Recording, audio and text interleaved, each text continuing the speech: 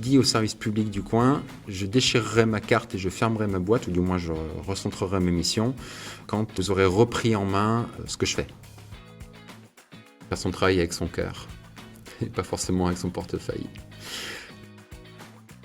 Le MAR est un outil mis en place pour aider le service public. C'est quelque part une sorte de délégation de service public. Bonjour, je suis Sari Audet et je vous souhaite la bienvenue dans le podcast de la communauté des MAR. Dans ce podcast, on donne la parole à ceux qui agissent chaque jour pour aider les ménages à rénover leur logement. Dans un contexte difficile marqué par la suspension brutale de MaPrimeRénov', il est plus que jamais nécessaire de rappeler le rôle essentiel des accompagnateurs Rénov'. Créé suite au rapport Sichel en 2021, ce dispositif repose sur un constat clair. Pour réussir la transition énergétique, il faut un tiers de confiance, neutre et indépendant, capable de sécuriser l'utilisation des fonds publics, de lutter contre les fraudes et les malfaçons, et enfin de garantir l'efficacité réelle des travaux de rénovation. C'est exactement ce que font les MAR. Ce sont des femmes et des hommes passionnés, engagés sur le terrain, qui accomplissent chaque jour une mission d'intérêt public au service des ménages et de l'intérêt général. Et leur impact est réel. 94% des ménages se déclarent satisfaits selon la dernière étude de l'ANA. Un chiffre remarquable pour une filière qui, rappelons-le, existe seulement depuis 18 mois. Dans ce podcast, nous voulons rappeler que la rénovation mérite mieux qu'un désaveu. Elle mérite une vision claire, des moyens à la hauteur des enjeux et une reconnaissance du travail de celles et ceux qui rendent ces transitions possibles. Alors aujourd'hui, pour ce nouvel épisode, nous accueillons Johan, auditeur énergétique et accompagnateur Rénov' chez Coeco. Avec lui, on va revenir sur son parcours, sa vision du métier, ses méthodes de travail et les réalités du terrain qu'il rencontre chaque jour. Un échange franc, concret et indispensable pour comprendre ce qu'il se passe vraiment derrière les enjeux politiques et réglementaires. Alors restez avec nous et bon épisode. Johan, merci d'être avec nous et bienvenue dans le podcast. Bonjour Sari. Voilà, donc écoute, tout simplement pour bien commencer, je te propose de te présenter en quelques mots. Oui, donc Johan Fanget, je suis bureau d'études, assistance à maîtrise d'ouvrage principalement depuis 7 ans sur la Haute-Loire, donc vers Saint-Jean entre Monistrol et du côté de Monistrol entre Saint-Étienne et le Puy-en-Velay, donc en Auvergne.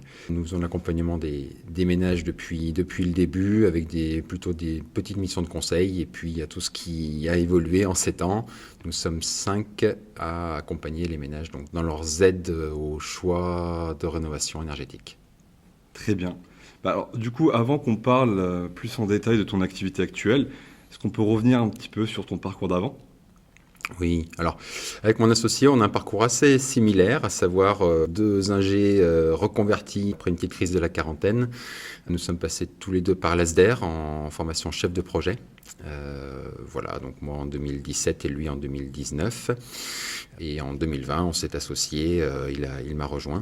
Voilà, donc parcours ingé, perte de sens dans certaines choses que l'on pouvait faire, une évolution un peu naturelle avec des métiers où on balançait beaucoup de choses à la poubelle régulièrement et la notion de sobriété, de durabilité se sont imposées et on construit quelque part ce qui est devenu Coeco, notre boîte aujourd'hui. Et comment tu es rentré petit à petit dans l'univers du bâtiment ? Alors, j'ai démarré au départ en bureau d'études chez Peugeot, en R&D à la Défense. Donc dans l'automobile, du coup. Voilà, donc okay. C'était cravate et interdit de discuter avec les techniciens, ça ne se faisait pas.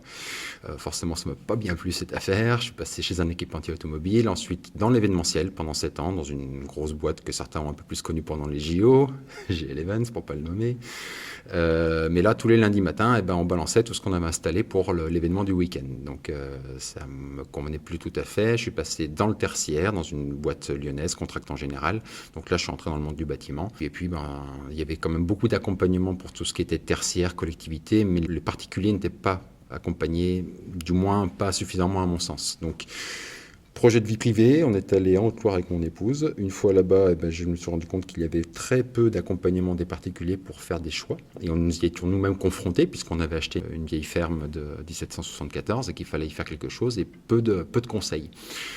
Suite à cela, je me suis formé comme certains en autodidacte, et puis, mais pour des raisons privées avant tout, et puis constatant le manque d'accompagnement sur le territoire, on avait à l'époque 2 conseillers info-énergie pour les 230 000 habitants de la Haute-Loire, donc pas suffisant. Ça m'a paru à peu près évident qu'il fallait pouvoir faire de l'accompagnement de terrain, donc ce qu'on appelait à l'époque les PTRE, plateformes territoriales de la rénovation énergétique, qui était un service public, donc je ne prétends pas avoir monté quelque chose comme ça en tant que privé, mais c'était un peu l'idée. Voilà, donc de monter quelque chose qui pouvait ressembler à ces plateformes territoriales de la rénovation énergétique, qui était un peu le 2e étage de la fusée des espaces info-énergie.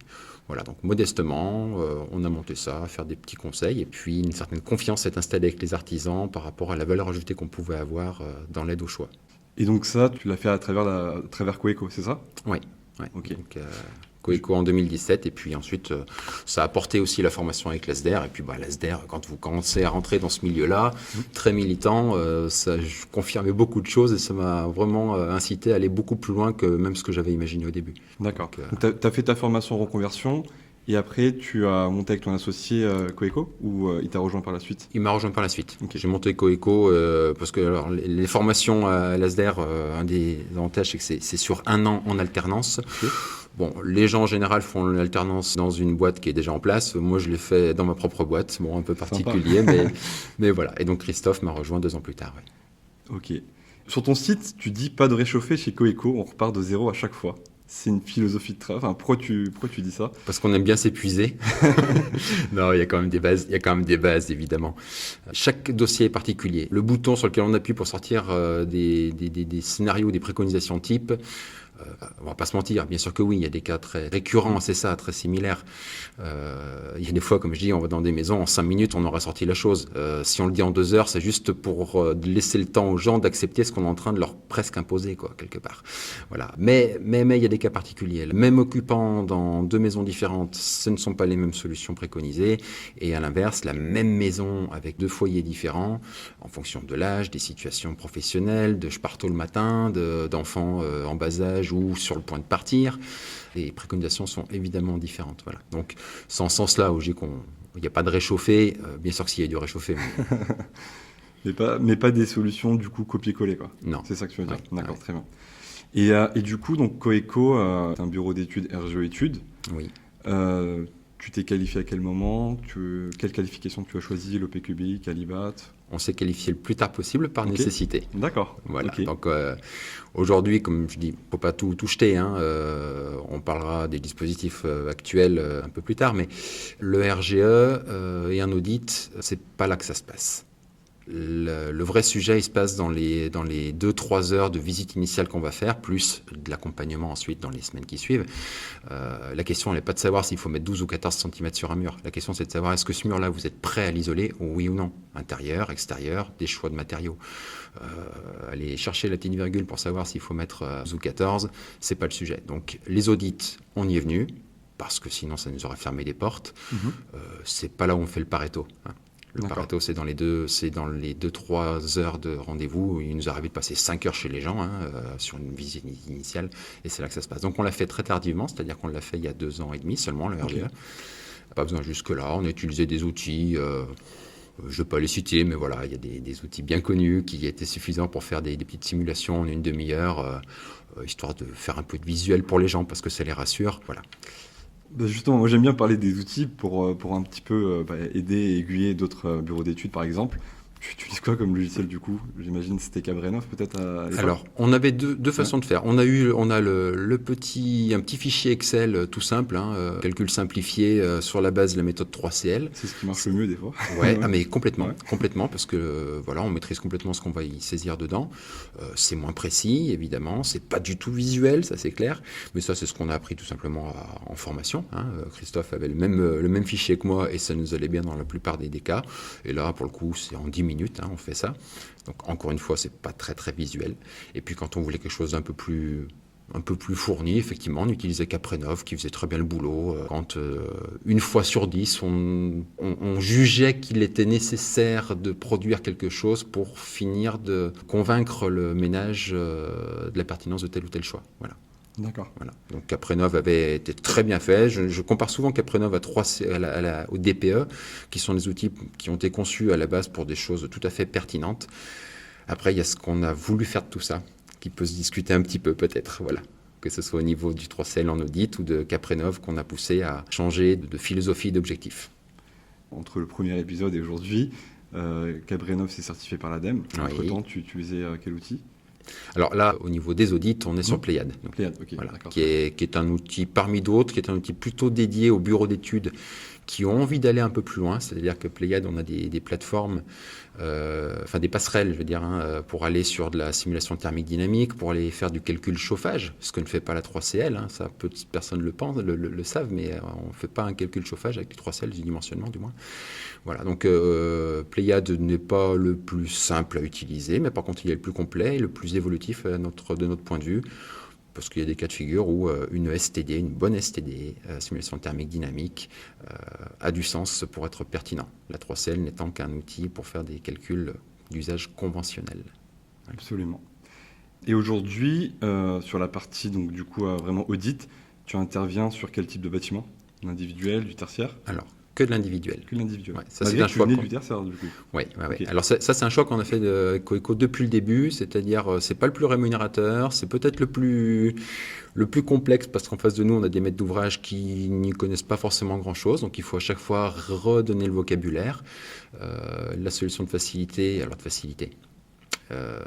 bref, allez, je le dis comme ça, mais c'est effectivement d'aller sur le tertiaire ou sur les collectivités, ce que bon nombre de bureaux d'études se sont mis à faire. Les bureaux d'études historiques, aujourd'hui, il y en a beaucoup qui sont partis sur les collectivités et le tertiaire et qui ont abandonné le particulier, malheureusement.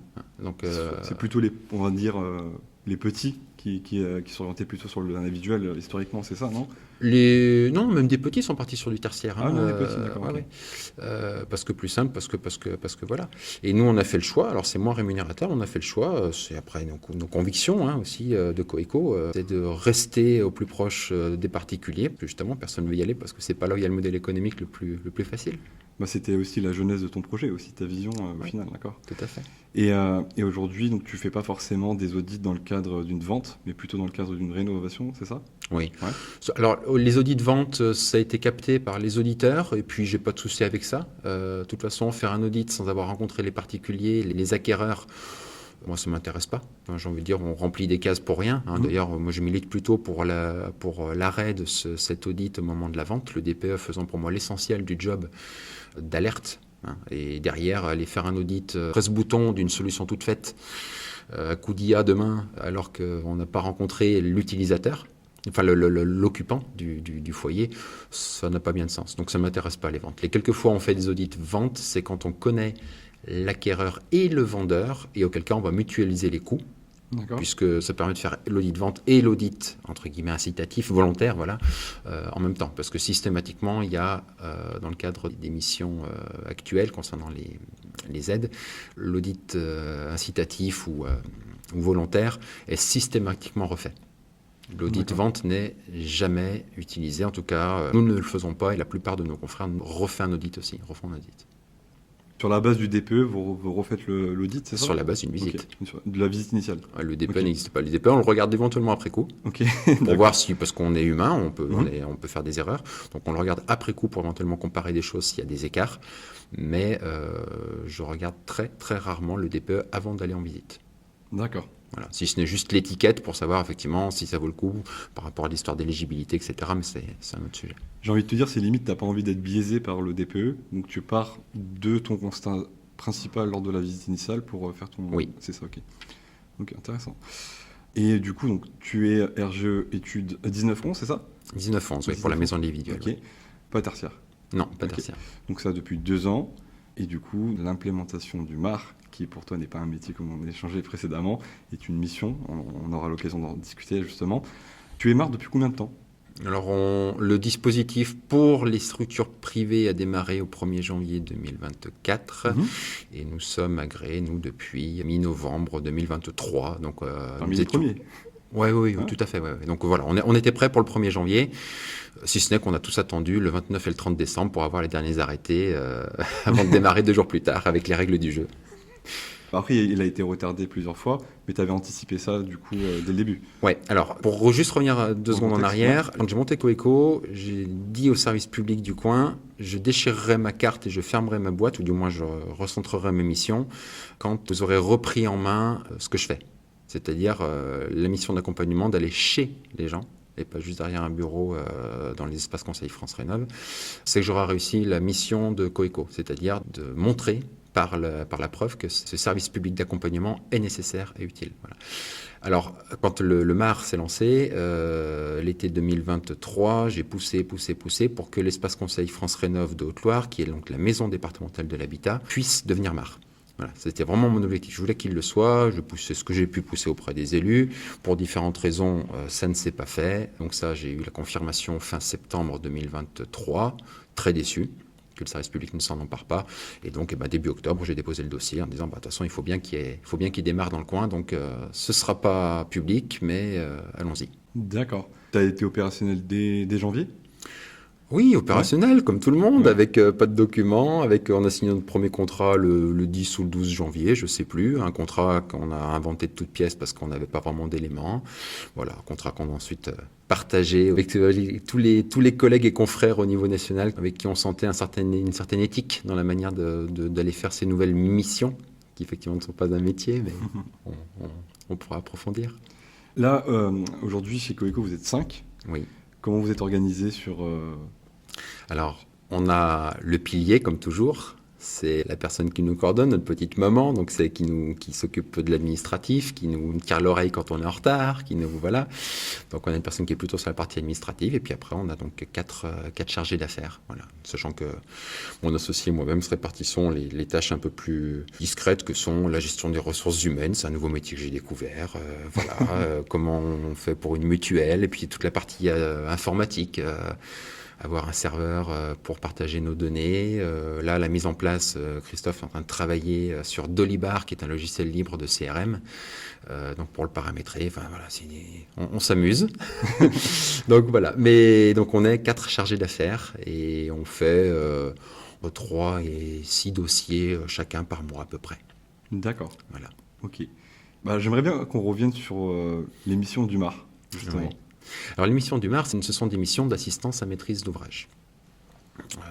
J'insiste là-dessus parce qu'effectivement ce n'est pas de la maîtrise d'œuvre et les textes tels qu'ils sont écrits et les communications qui sont faites par les différentes institutions pourraient mettre régulièrement d'ailleurs un peu le trouble et le flou dans l'esprit des ménages. Assistance à maîtrise d'œuvre, assistance à maîtrise d'ouvrage, c'est bien 2 choses différentes. Donc on ne va pas faire de contrôle, on ne va pas faire de suivi de chantier par exemple. Voilà. Ce dispositif MAR, c'est une casquette qu'on pose sur la tête de plusieurs types d'acteurs.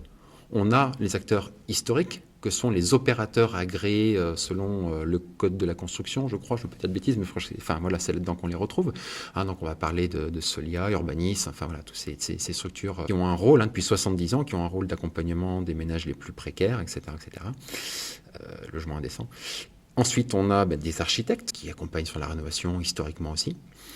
On a ensuite des bureaux d'études qui étaient plus des calculateurs boutonneux derrière un écran et puis finalement certains sont allés un peu plus sur le terrain.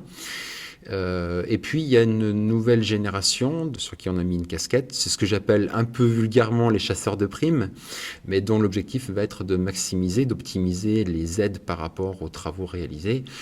Ils répondent à ça. Ces 4 catégories d'acteurs répondent à des besoins différents. Donc nous on va plutôt se positionner sur la partie calcul, la partie technique, pardon. Le calcul, comme je disais tout à l'heure, n'étant qu'une petite composante, mais sur la partie technique du choix des matériaux, le respect du confort des gens, puisque l'objectif c'est bien le confort financier et physique. Voilà. Donc c'est une casquette qui est posée sur 4 têtes différentes, avec chacun des avantages et des inconvénients répondant à un besoin bien particulier. Et on en revient toujours à la même chose, définir le besoin. Et ça, c'est pas évident. Lors de la visite initiale. Entre autres. Ok. Et comment tu fais pour équilibrer les 3 dimensions des missions du MAR, technique, sociale et administratif? C'est violent. C'est violent parce que la partie technique, effectivement, est en train de passer beaucoup trop sous les radars. Je ne me cache pas quand on va chez les gens. Moi, voilà, nos tarifs, je le dis, on tourne autour de 3 000 € à peu près, TTC. Facturant 4 fois, 500 quand on va faire avant qu'on aille faire la visite, 1000 de plus au moment de l'audit, 1000 de plus quand on dépose le dossier, 500 à la fin. Voilà. C'est quelque chose qu'on observe à peu près parmi les confrères. Comme je dis aux gens, la partie vraiment utile de ce qu'on va vous apporter, c'est un tiers. Voilà. On devrait vous coûter moins de 1000 €. Ouais. Et donc, on se bat pour essayer de donner un maximum là-dessus. Et puis, on s'adapte. Le modèle économique, on peut équilibrer les choses. Là, ça fait 1 an et demi maintenant. On a révisé plusieurs fois nos tarifs. On a démarré en 2000 hors taxes, puisque voilà. Puis on a vite remonté nos prix. Là, on les a rebaissés un petit peu parce qu'on a vu qu'on arrivait à gagner du temps. Mais alors, comment on arrive à équilibrer tout ça ? Priorité sur le technique et le social. Puis l'administratif, si on dépasse, on dépasse, tant pis. Tant pis si on dépasse les heures qui étaient prévues. Mais ce n'est pas le sujet. On ne va pas dégrader la partie technique et sociale. D'accord. Et du coup, tu es mandataire administratif sur cette partie-là ? Oui, on ne l'était pas au début. Okay. Alors, pour les ménages modestes et très modestes, on l'est de fait, puisque c'est nous qui renseignons les dossiers. D'ailleurs, conseil à mes collègues, si vous faites que du modeste et très modeste, il ne sert strictement à rien de demander un mandat administratif, puisque de fait, c'est vous qui allez renseigner les dossiers sur la plateforme Mon Projet ANA. Pour les intermédiaires et supérieurs, nous n'étions pas mandataires administratifs au début. Les premiers retours qu'on a eu des clients qui nous disaient alors l'ANA nous demande ça, oh là là, qu'est-ce que vous avez saisi sur la plateforme ? Bon, on y a passé des heures et des heures, donc finalement on impose systématiquement cette mission qui est normalement optionnelle, mais on l'impose ce mandat administratif et on y a gagné beaucoup en temps, en sérénité, on sait exactement ce qu'on y dépose. Ça se passe beaucoup mieux. Voilà. Donc on est mandataire administratif, oui, pas financier, c'est un autre métier, il y a des gens pour ça. Absolument. Et c'est d'une prestation que tu fais facturer en plus ? Oui, alors c'est dans la somme que je viens de donner. C'est dans la somme, d'accord. Ouais. Okay. Parce qu'il y en a certains qui prennent l'audit et l'accompagnement en marge, purement pour la première partie que tu viens de dire, et d'autres qui facturent en plus. Non, là dans les 3000, il y a tout. On a l'audit qu'on réalise en interne, 100%, on ne fait pas de sous-traitance. Et puis le mandat administratif. Sachant qu'en fait, dans cette somme-là, si c'est pour les modestes, très modestes, sur mon projet ANA, on va y passer un certain temps, voire même un peu plus qu'avec les intermédiaires et supérieurs, puisqu'on va avoir aussi à gérer les demandes d'avance et d'acompte. Donc c'est même un peu plus chronophage des fois. Mais bon, grosso modo, on va dire que le dépôt administratif est pris dans cette somme-là et c'est à peu près sur des sommes équivalentes en termes de charges horaires pour nous. Et comment tu fais pour rester à jour justement sur un petit peu les réglementations au niveau administratif à ce niveau-là, parce qu'il y a une veille quand même à faire. Oui, c'est un boulot qui est énorme. Je pense on doit se rapprocher du millier d'heures passées pour avoir lire, relire les textes, beaucoup de partage. Je crois que on va arriver à parler de ce sujet-là. On a actuellement la chance, moi j'ai la chance de faire partie de la communauté des mares, qui est une association presque de fête initialement, avant de passer en 1901 en fin d'année dernière. Mais il y a ce groupe Facebook qui s'est créé au début d'année où il y a un échange, beaucoup d'échanges de bienveillance. J'y ai donné beaucoup, je crois, mais j'y ai aussi appris beaucoup de retours de confrères au national. Sans ça, on continuera encore à faire des erreurs grossières sur la partie administrative. Alors, c'est vrai que ce sont pour 80% des sujets administratifs qui sont traités là-dedans. Ce qui est intéressant, c'est qu'aujourd'hui, les structures publiques sont demandeuses. Moi, j'ai des services publics qui m'appellent, qui nous appellent, nous, membres de l'association, pour savoir comment on fait, comment on traite les sujets, parce qu'ils n'ont pas eux-mêmes des informations claires de l'administration centrale. Voilà, mais très bien, c'est pas grave, c'est super même, j'ai envie de dire. On co-construit quelque chose, un dispositif qui est nouveau, naissant, et avec des ajustements nécessaires. Et voilà, c'est très bien. Absolument, c'est vrai. Donc, au final, c'est une forme d'association qui s'est co-créée, comme tu l'as dit, avec ses membres. Et c'est pas mal impliqué dans l'organisation, notamment aujourd'hui avec l'événement à Lyon. Tu peux nous en dire un petit mot ? Oui, alors Lyon est une continuité, Bordeaux, Toulouse, Paris, pourquoi pas Lyon, il y a eu Nantes et d'autres à venir. Lyon est assez dynamique sur les sujets de la rénovation, il y a d'autres régions, c'est pas la question, mais on a beaucoup d'agrès référencés MAR sur le territoire.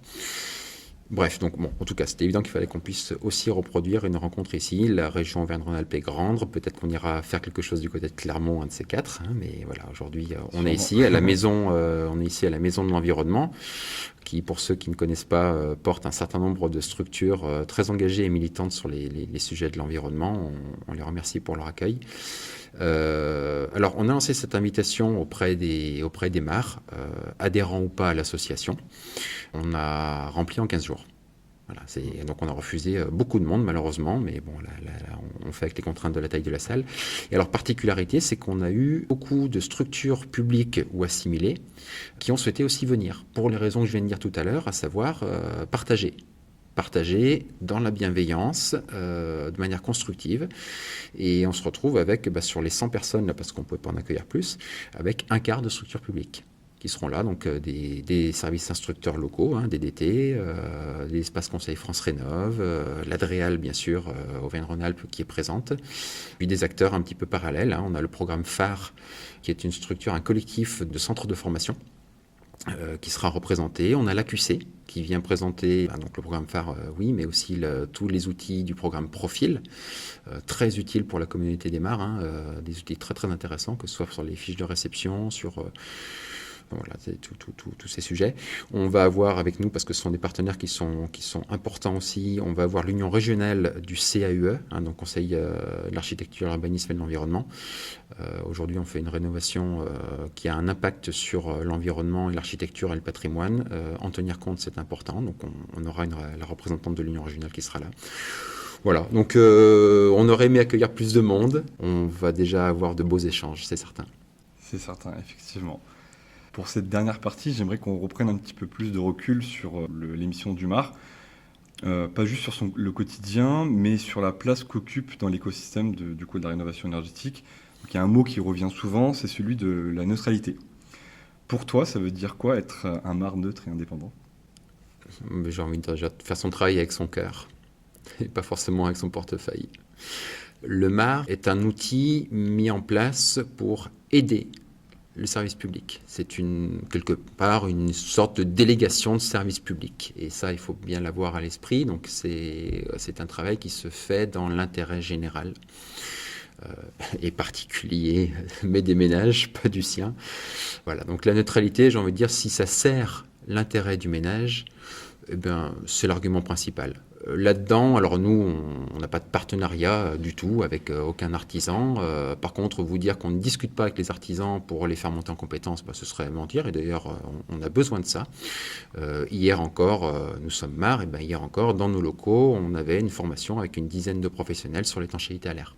Voilà, on a fait venir un formateur spécialisé et on offre aux artisans cette formation. Enfin, on a un cofinancement. Voilà, donc on pourrait dire, conflit d'intérêts, vous êtes en train de les acheter, etc. Non, là, de ce côté-là, moi, je m'estime encore neutre puisque l'objectif, c'est de faire monter en qualité les professionnels dans l'intérêt des ménages. Donc la neutralité, c'est, tant que ça sert l'intérêt du ménage, à court et à long terme, parce que faire installer certains équipements qui, dans 5 ans, seront HS, à court terme peut-être, mais à long terme, ça ne marche pas. Donc, l'intérêt du ménage, à court et à long terme, c'est ça pour moi la neutralité. Mais quand on est à la fois accompagnateur et technicien, du coup, on est prescripteur aussi à travers le MAR, comment on garde cette position d'équilibre ? Alors, tu viens d'employer un terme qui est dangereux. On ne prescrit pas, effectivement, on préconise. Oui, préconise. Ouais. Et il y a une nuance très importante là-dedans, c'est encore l'histoire de la fin de l'assistance et maîtrise d'ouvrage et la maîtrise d'œuvre. Donc oui, on va faire des préconisations de travaux. Jusqu'où on va ? Où est-ce qu'on met le curseur ? C'est pas évident et chacun fait bien comme il peut, j'ai envie de dire surtout. Nous avons fait le choix, nous, de prendre une assurance décennale. D'accord. Qui n'est pas obligatoire. Qui n'est pas obligatoire, a priori. On attend les premiers retours de jurisprudence qui ne manqueront pas de tomber et comment les juges arbitreront ça. Un certain nombre d'assurances n'ont pas su par quel bout prendre les choses et comment assurer ces nouvelles missions.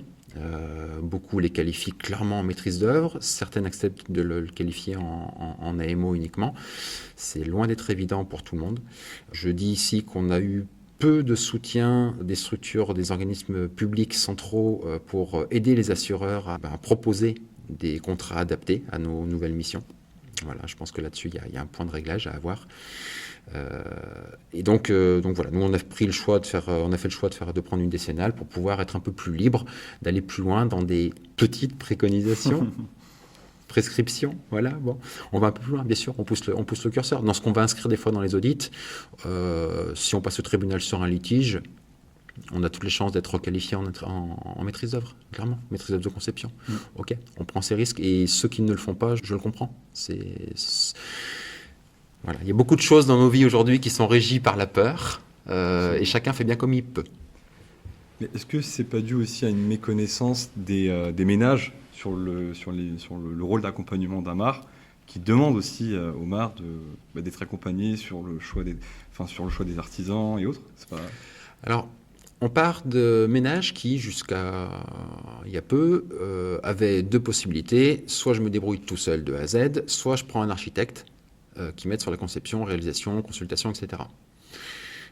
Et là arrivent ces acteurs, qui existent depuis longtemps, mais en tout cas qui n'étaient pas vraiment connus, ces acteurs, ces AMO là au milieu, qui vont payer entre 2500 et 4000 euros, hein, selon, voilà, c'est les prix qu'on constatait à peu près au niveau national. Donc c'est quand même une somme qui est énorme pour un ménage, hein, qui est conséquente. Alors oui, il y a une petite prise en charge, un petit remboursement, plus ou moins pour certains, mais ça reste une somme qui est conséquente, et les gens ne savent pas qu'un maître d'œuvre, c'est plutôt 10-15 000 euros. Eux, ils payent 3 000, ils disent bah, c'est bon, 3 000, j'ai le package, quoi, j'ai tout dedans.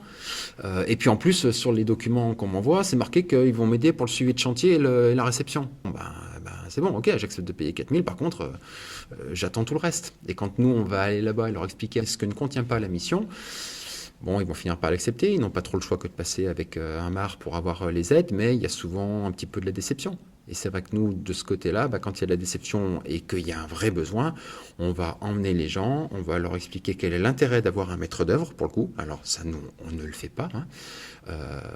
Mais sur des gros dossiers, on va leur dire, écoutez, là, prenez un maître d'œuvre. Ça va peut-être vous coûter 10 000, mais c'est peut-être 20 000 que vous allez gagner derrière. Voilà. Pour la consultation et puis pour le suivi de chantier.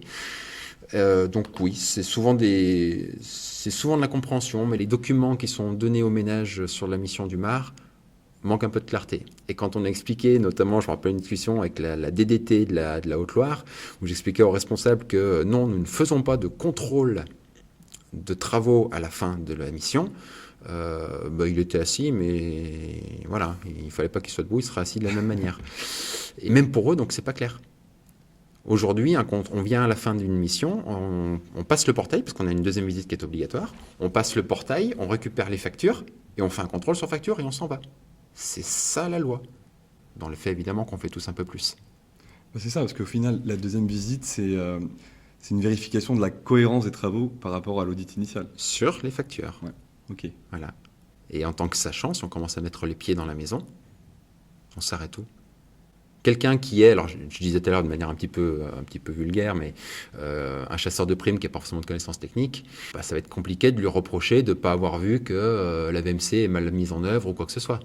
Moi, en tant que bureau d'études, si je fous le nez dans les combles, que je vois des gaines non isolées ou les rejets d'air qui se font dans les combles et pas en toiture, ça va être compliqué pour moi de me justifier auprès d'un juge, de dire non, j'ai vu mais j'ai rien vu, quoi. Voilà. Donc chacun fait bien comme il peut, encore une fois, je dis bien. Mais les textes, c'est je m'arrête derrière le portail et je récupère les factures. Mais est-ce que ça ne dépend pas aussi également de la source d'origine du ménage? Tu vois ce que je veux dire? Donc, c'est-à-dire, ce qui vient, par exemple, par l'intermédiaire d'un artisan qui lui dit, voilà, il faut qu'on avance, mais il faut qu'il y ait un MAR dans ton projet. Et en fait, il y a une forme d'imposition des travaux. Enfin, tu vois ce que je veux dire? Alors, je veux bien que tu reformules. Parce qu'il y a souvent ce sujet-là, c'est qu'en fait, aujourd'hui, quand un ménage fait appel à un MAR, il y a différentes sources d'origine. Donc, soit il est orienté par un espace conseil France Rénov', soit c'est par directement l'annuaire, oui. Soit c'est directement par une entreprise de travaux qui va venir vers toi. Donc, est-ce que ça dépend pas, c'est l'origine de... La conduite de la mission dépend-elle de comment le ménage arrive? Oui. Alors, ok. Que la mission arrive plutôt. Comment on va la gérer? Ouais. Alors, à la question, est-ce qu'on va gérer un dossier, est-ce que ça a un impact de la gestion du dossier en fonction de comment il arrive? Est-ce qu'il arrive par un espace conseil France Rénov'? Est-ce qu'il arrive par un artisan ou des fois par un architecte, hein? on va traiter le dossier, on peut traiter le dossier légèrement différemment.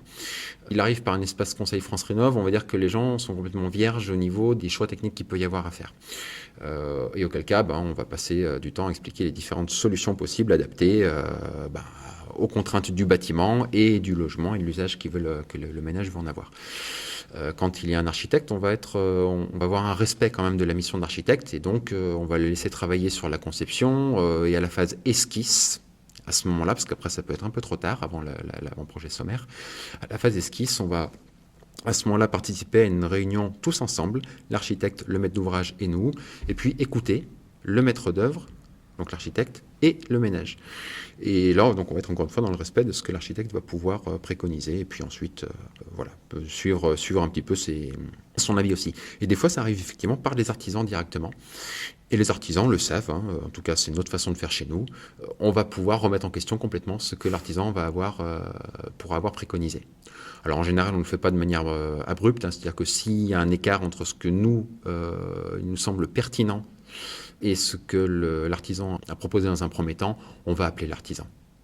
Tout à l'heure tu parlais de neutralité, là c'est pas un manque de neutralité que de l'appeler directement. C'est une sorte de savoir-vivre, de correction, on va l'appeler, on écoute, voilà. On a vu le ménage que tu nous as renvoyé. Ce qui a été préconisé ne nous semble pas adapté pour telle et telle raison. Et puis c'est tout. Après, il le comprend ou il ne le comprend pas. Mais on va le faire comme ça c'est de la correction. Et puis ensuite, derrière, on en revient sur notre rôle de neutralité. Et puis si le ménage doit passer avec un autre artisan parce que les choix techniques ne lui conviennent pas ou autre, là, on reste ouvert, on rentre à nouveau, on remet notre casquette de neutralité. Ce que je comprends, c'est que tu crois beaucoup au final à cette coordination locale d'un projet au final. C'est-à-dire qu'il y a un ancrage territorial sur un projet MAR où tu vas être en communication avec des artisans, avec les espaces Conseil France Rénov'. C'est ça ce que tu... C'est essentiel. Ouais. Encore une fois, la formation qui s'est passée chez nous hier, c'est du gagnant-gagnant. Nous, la montée en compétence des artisans, le bon relationnel, on n'attire pas des mouches avec du vinaigre. Donc un artisan, si je me contente de leur envoyer des préconisations via le ménage, mais sans les expliquer, sans qu'ils comprennent les tenants, les aboutissants, ça ne marche pas. Donc oui, on est sur du local. D'ailleurs, Coeco, on est référencé uniquement sur la Haute-Loire. Si on avait pu faire la partie est de la Haute-Loire seulement, on l'aurait fait. On ne va pas plus loin. Alors, on va à 5 km. Il se trouve qu'on a 5 km de l'Ardèche et à 20 km de la Loire. Donc, on a fait quelques dossiers dans ces coins-là. Mais on ne va pas plus loin. On n'a pas de référencement. On a besoin de connaître l'écosystème. Je suis incapable, allez, je caricature un petit peu, mais je suis incapable d'aller donner des préconisations de travaux sur des murs en pisé. Voilà. Sur du mur en pierre, on peut venir me chercher un petit moment. Mais le fonctionnement des artisans locaux, leurs habitudes de travail, au niveau des services locaux, des instructeurs locaux, les consignes ne sont pas forcément les mêmes. Donc oui, ancrage territorial, création de liens de confiance avec les artisans, les ménages, le bouche à oreille, ça, on reste là-dessus. Ouais. Et selon toi, quels seraient un petit peu les dispositifs qui seraient intéressants de mettre pour revenir à ce sujet de neutralité et d'indépendance pour chaque projet? Alors il y a quelque chose qui existe déjà depuis donc quand il y avait le dispositif SAR, donc sur le SPPEH, donc l'ancêtre du SPRH, je fais exprès des acronymes, vous aurez peut-être des réponses cet après-midi pour ceux qui seront là à la rencontre. Bref, tout ce qui tourne autour du service public, les pactes territoriaux, etc. Il y a un dispositif que les services publics peuvent employer, c'est l'animation du territoire. Voilà. Ils ont normalement du temps pour cela et malheureusement pas de budget, c'est là que ça pêche. Les espaces Conseil France Rénov', s'ils peuvent avoir le temps et les finances pour faire de l'animation locale, des acteurs de la rénovation, alors ça va bien se passer.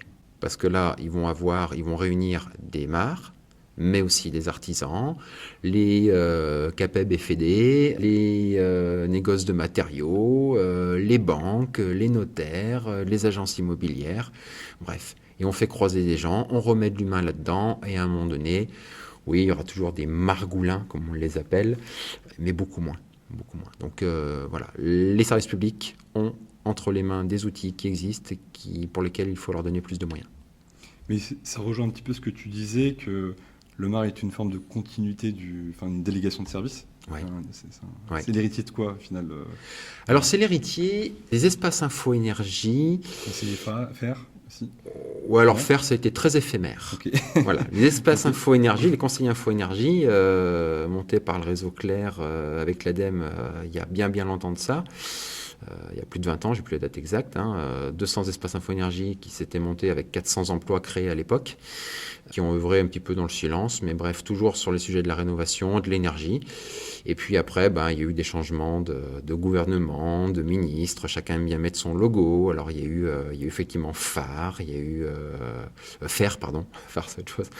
Voilà, là on est sur un truc qui semble à peu près stable, ça a l'air de durer un petit peu plus que le reste, donc c'est France Rénov', qui finit d'être récupéré par l'ANA, l'ADEME ne devenant plus qu'un acteur un petit peu dans l'ombre technique.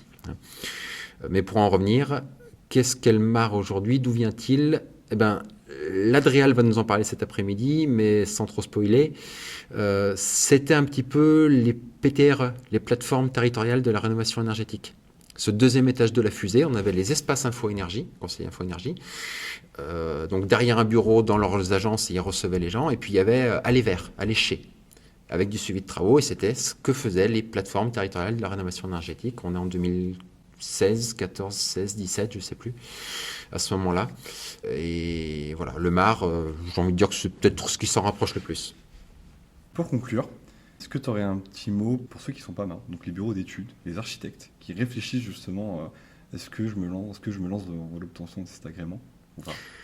Ouais, alors, si vous avez envie d'aider les gens, si vous avez ça un petit peu dans votre fibre intérieure, alors oui, faites-le. Et la question, c'est comment? Mais oui, faites-le. Et ensuite, c'est peut-être pas tout seul. On a des exemples de binômes, bureau d'études et architectes, chacun faisant avec quoi ils se sentent le plus à l'aise. Et ça marche, voilà. On a des structures comme les architectes de la rénovation, par exemple, qui aujourd'hui ont tendance à se retrouver avec des binômes. Voilà, nous, Coeco, on a des archis avec qui on travaille en binôme aussi, sur ces sujets-là. Donc, il se trouve qu'on fait la mission complète, mais allez-y et éventuellement faites-le en binôme, avec des gens qui compléteront ce qui ne vous plaît pas ou ce avec quoi vous ne vous sentez pas à l'aise. Et pour conclure, vraiment, est-ce que tu as un dernier message pour la communauté des MAR? Oh, un message pour la communauté des MAR. Chouette, merci à tous, parce que voilà, je fais peut-être partie de ceux qui sont impliqués, mais c'est aussi par rapport à toute l'énergie qui est dégagée par l'ensemble des membres. On est une structure naissante, avec les moyens qui sont d'une association qui a avant tout la volonté de bien faire.